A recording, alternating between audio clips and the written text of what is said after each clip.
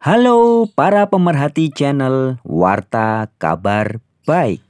Pada video kali ini kita akan mendengar cuplikan suara dari seorang muslim yang juga seorang ustadz dan juga dosen yang berani dengan jujur mengakui dengan tegas bahwa di dalam kitab suci Al-Quran tidak dikatakan bahwa nama anak yang akan dikorbankan oleh Ibrahim itu adalah Ismail.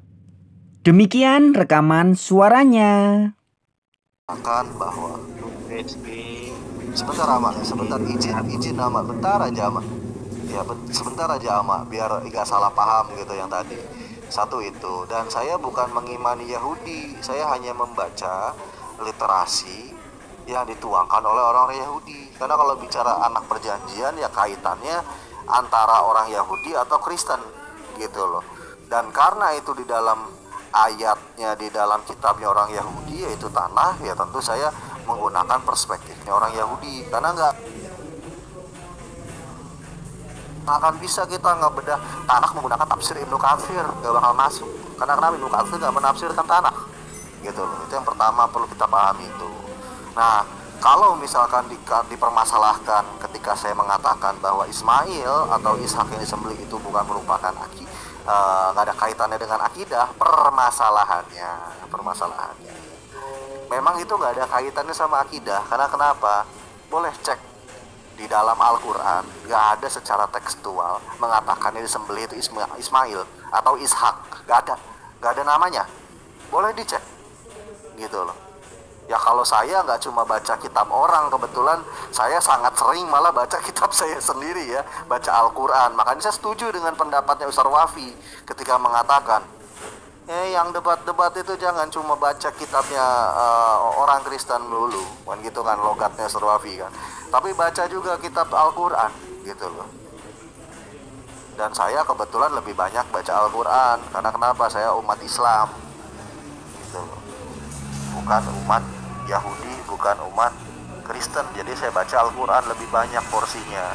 Nah di Al-Quran sendiri makanya saya tahu tidak tercantum namanya seperti itu gitu. Jadi di Al-Quran sendiri tidak tertulis bahwa namanya siapa yang disembelih.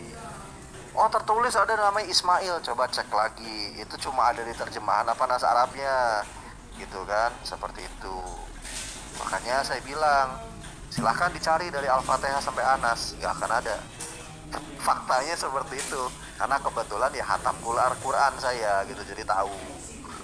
Nah itu yang perlu saya tegaskan. Makanya para ulama sendiri pun berbeda pendapat soal itu. Kalau saya fair-fairan gitu untuk ini teman-teman, analisis salah satu saya nggak mengedepankan pokoknya dosen sebenar-benarnya sebelah harus salah ilmu usuluddin, perbandingan agama yang ngebela Torah atau Alkitab yang diselewengkan oleh umat lain.